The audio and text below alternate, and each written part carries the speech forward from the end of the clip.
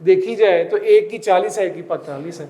हमने रूल क्या पढ़ा था कि 50% हो, तो इसमें कैसे एसोसिएट बन गया? ये तो 40 और 45 पे है, इन्होंने अपना कॉम्बो कर लिया। ये क्वेश्चन में बताया जाएगा कि इन दोनों ने अपना कॉम्बो कर लिया है, तो इस वजह से अब ये दोनों एसोसिएट बन गए। ठीक है जी, सही है, क्लियर है?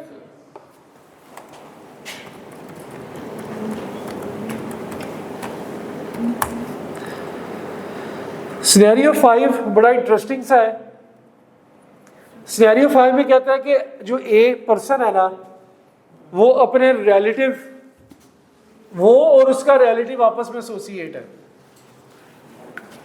सिनेरियो 5 में वो क्या कहता है कि ए और उसका जो रिलेटिव है ये क्या है, आपस में एसोसिएट है। लेकिन रिलेटिव किसे कहते हैं भाई? रिलेटिव किसे कहते हैं? ये अपने पास, इसको जरा जूम इन करें। रिलेटिव में सबसे लेफ्ट से स्टार्ट करें, अनसेस्टर।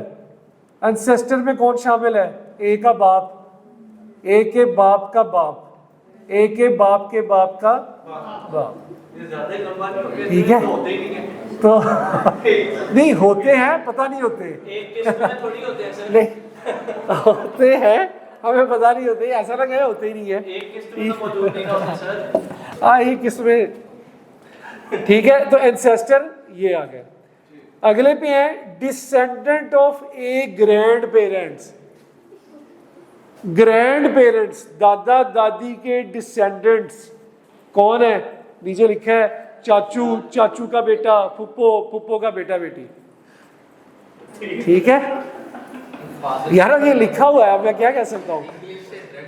ठीक है, आगे तीसरा चीज जो है, अडॉप्टेड चाइल्ड ऑफ ए या adopted child of A's spouse, ये भी रिलेटिव है ए का। इसका अडॉप्टेड चाइल्ड इसका रिलेटिव है, एसोसिएट है इसका अडॉप्टेड चाइल्ड। और अगर इसके स्पाउस का अडॉप्टेड चाइल्ड हुआ, वो भी इसका रिलेटिव की डेफिनेशन में आएगा, यानी कि वो भी इसका एसोसिएट है ना? मजेदार बात। ठीक है कैसे एक ही बात है? ए अगर बंदा है, ए अगर बंदा है तो उसने कोई बच्चा अडॉप्ट कर लिया। ठीक है, उसने कोई बच्चा अडॉप्ट कर लिया, तो वो और उसका अडॉप्टेड चाइल्ड आपस में एसोसिएट है, रिलेटिव है, रिलेटिव की डेफिनेशन में है। ठीक है, तो ए अगर बंदा है तो उसकी जो बीवी है, शादी होने से पहले उसने एक बच्चा अडॉप्ट किया हुआ था।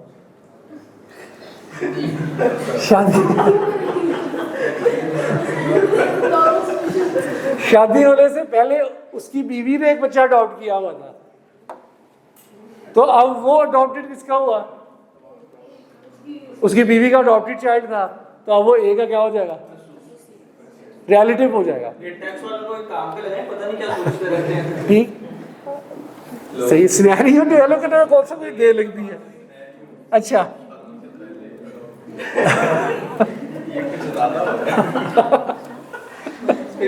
अच्छा, ये मैं अभी आपको बताता हूँ। अच्छा, अभी ठहर जाए, हौसला करें।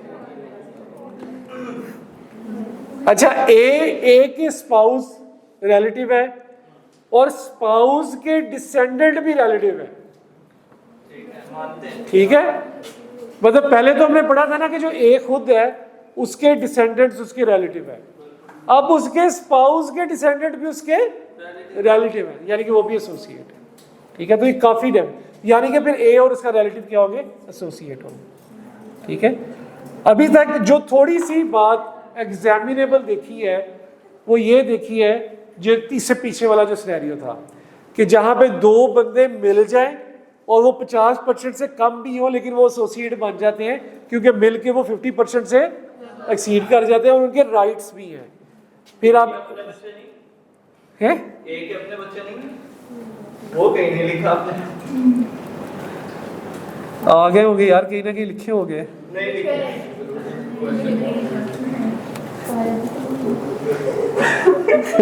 तो मैं लिखना भूल गया होगा फिर। ठीक है, अच्छा नहीं, बेसिकली बात है, हम यहाँ पढ़ रहे हैं रिलेटिव की डेफिनेशन में ना, तो बच्चे हैं हमारे यार, और रिश्तेदार थोड़ी है। जल्दी सी बात है कि घर में बच्चों को बच्चा थोड़ी माना जाता है। हाँ, तो वो तो एसोसिएट हो गए। वो अच्छा तो नौकर होते हैं। अच्छा, आगे चले सिनेरियो 6 के ऊपर।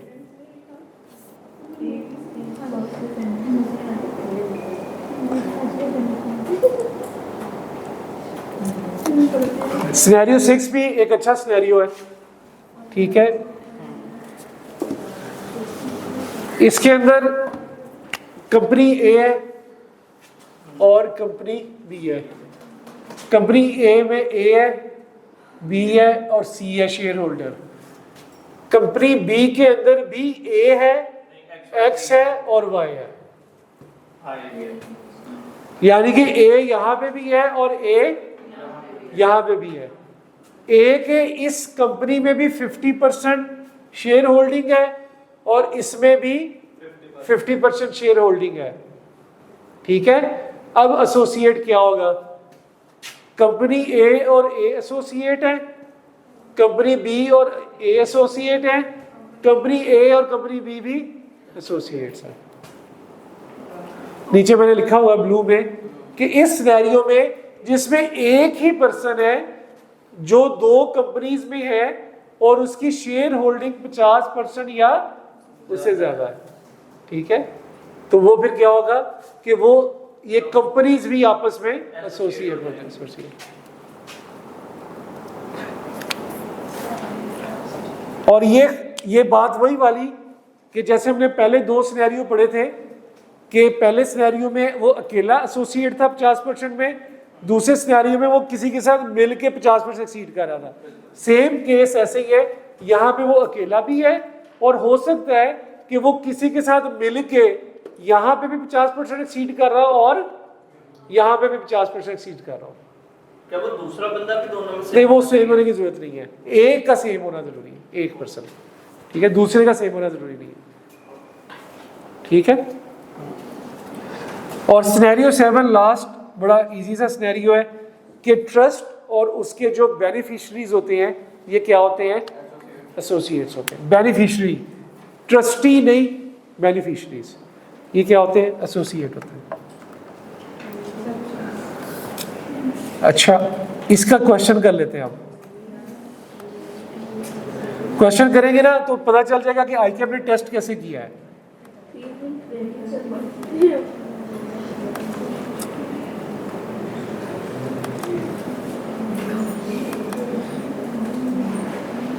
स्प्रिंग में आया था कि ऑटो में? आई थिंक स्प्रिंग में आया था।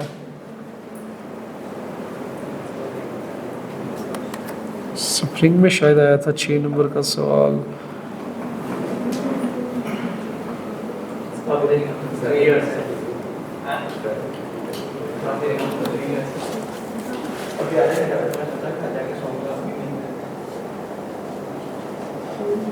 जो सोता है वो होता है, मिस करता है। हाँ, हाँ वही लॉस।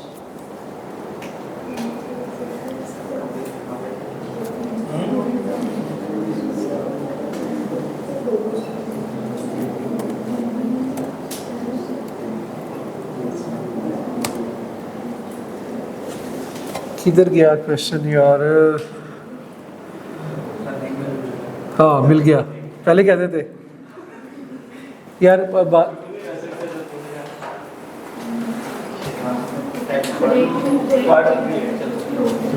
6। हाँ जी, इसके साथ लिख दीजिएगा कि ये है उसके अंदर सितंबर 23। सितंबर 23।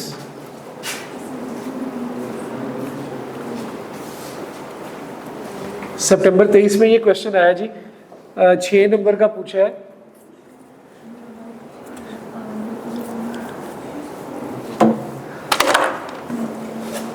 इसका पहला पॉइंट ही बहुत कमाल का है,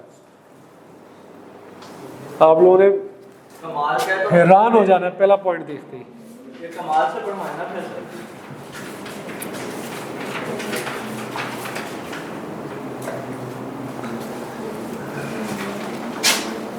आ गया सबके पास? आ जाएगा, आ जाएगा।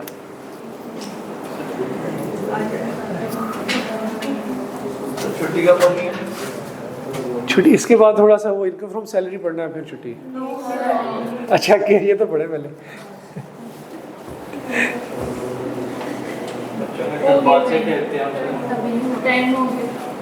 लास्ट सेशंस में मेरी जो सैटरडे को क्लास होती थी वो 6 आवर्स की होती थी।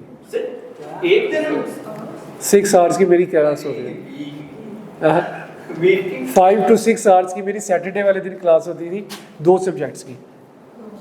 वो अच्छा आप लेते थे? हाँ। बच्चों तो बेचारे 3 घंटे नहीं वही बच्चे बेचारे टैक्स में बैठते थे, वही कॉस्ट में बैठे होते थे। अच्छा ये क्वेश्चन नंबर 6 आ गया, ठीक है। Sarfaraz is a sole proprietor under the provisions of the Sale Tax Act 1990. Discuss whether each of the following individual entities is an associate of Sarfaraz. पहला point, Jahanzeb. He has been working as an accountant for the past 20 years and has been responsible for filing the tax return of both Sarfaraz and his business. हाँ जी, associate है या नहीं?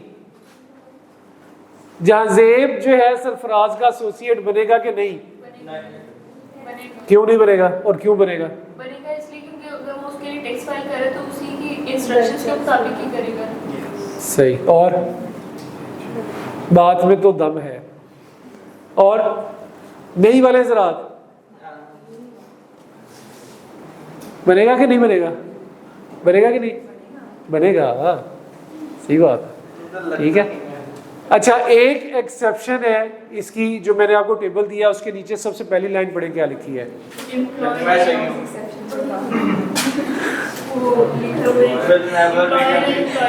Reason नहीं पता थी उसके की बात सही थी। टेबल के नीचे से एक एक्सेप्शन दी हुई है मैंने। हाँ, एम्प्लॉयर एंड एम्प्लॉय का जो रिलेशन है that can not be considered as an associate. तो फिर इंस्ट्रक्शंस पे कोई क्यों चलेगा किसी और की? यार एजेंट भी तो होता है ना, आप ब्रोकर आपका एजेंट होता है, ठीक है। आपने प्लॉट लेना हुआ, आप किसी ब्रोकर को कहोगे कि मेरा प्लॉट ले दो पर मुझे इसी से इस तरह का चाहिए, तो he is acting on your behalf, principal agent relation, then he is your associate, ठीक है। ठीक है जी, तो जहांजेब जो है वो एसोसिएट बना कि नहीं? भाई बना कि नहीं? नहीं बना। दूसरा, फलाह limited Sarfaraz owned 20% shares in FL, while his mother owns 30% share in FL. आप तो उसकी हमारे अगर इनफरादी तौर पे देखा जाए तो नहीं है और वो उसकी माँ भी नहीं है, लेकिन अगर क्योंकि वो मदर है, रिलेशन में है, तो वो उसके साथ मिल के more the equal to 50% voting rights भी है, ठीक है, और डिविडेंड में भी है और कैपिटल में भी है, तो वो फिर एसोसिएट है।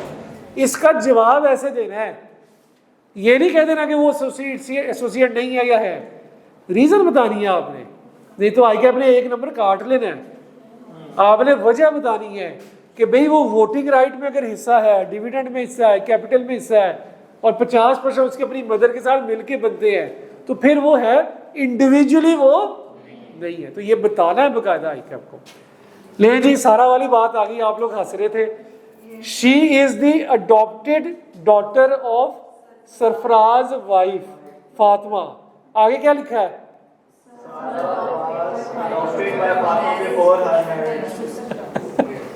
हाँ जी, पता नहीं है कहाँ होता है। शादी से पहले अडॉप्ट की थी उसने, ठीक है। आप लोग हंस रहे थे लेकिन देख ले, आई कैप ने पूछा हुआ है। बहुत वेले हैं सर, है? बहुत वेले हैं, पता नहीं क्या सोचता है। तो ये क्या हुआ जी, सरफराज और सारा एसोसिएट बन गए। Ummeed trust, Sarfaraz is one of the trustees of Ummeed trust. The trust was established to oversee the operations of N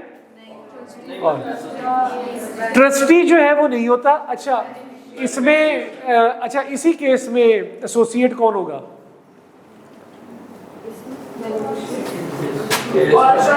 orphans जो होंगे, ऑर्फन्स, बेनिफिशरीज कौन है?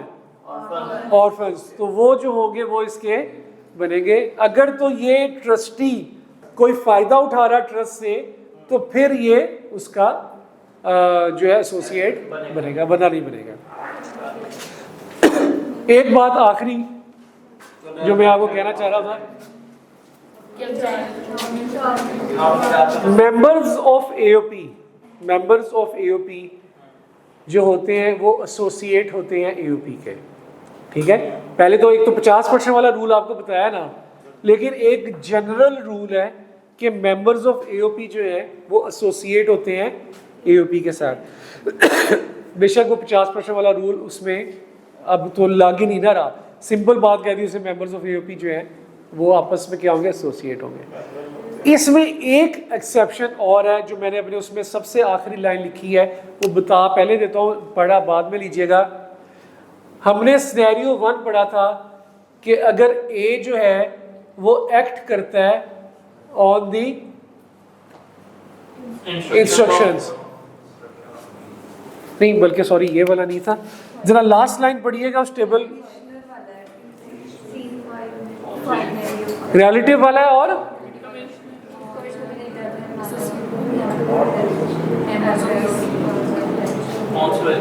दिखाइएगा।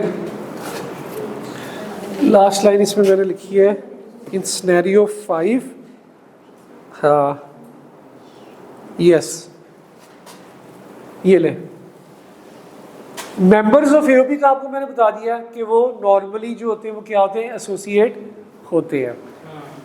अगर जो कमिश्नर है उसको इस बात की यकीन दहानी हो गई कि जो मेंबर्स हैं और मेंबर्स और रिलेटिव्स, मेंबर्स और रिलेटिव्स एक दूसरे के एक्ट या इंटेंशन के मुताबिक काम नहीं कर रहे तो वो एसोसिएट नहीं है, तो वो फिर एसोसिएट नहीं है।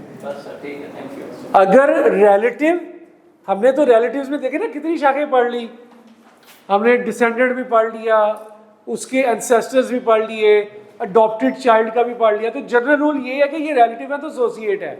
लेकिन अगर कमिश्नर को ये बात साबित हो जाए कि भाई उसकी अडॉप्टेड चाइल्ड और उसमें आपस में वो एक दूसरे की एक्ट या इंटेंशन में नहीं चल रहे, ठीक है, तो फिर वो आपस में एसोसिएट या रिलेटिव नहीं होंगे। इसी तरह मेंबर्स ऑफ एओपी जनरल तौर पे तो वो एसोसिएट हैं, लेकिन अगर कमिश्नर इस बात पे यकीन दहानी कर ले कि वो आपस में एक दूसरे के एक्ट या इंटेंशंस में नहीं चलते तो फिर वो भी एसोसिएट नहीं कहलाए, ठीक है। तो ये लास्ट लाइन ये है।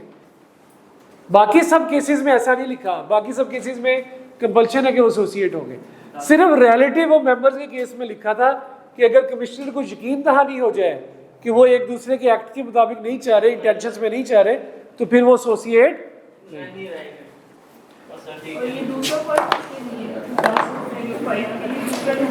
दूसरा कौन सा है? वो तो मेंबर्स की एक जनरल बात की हुई है ना।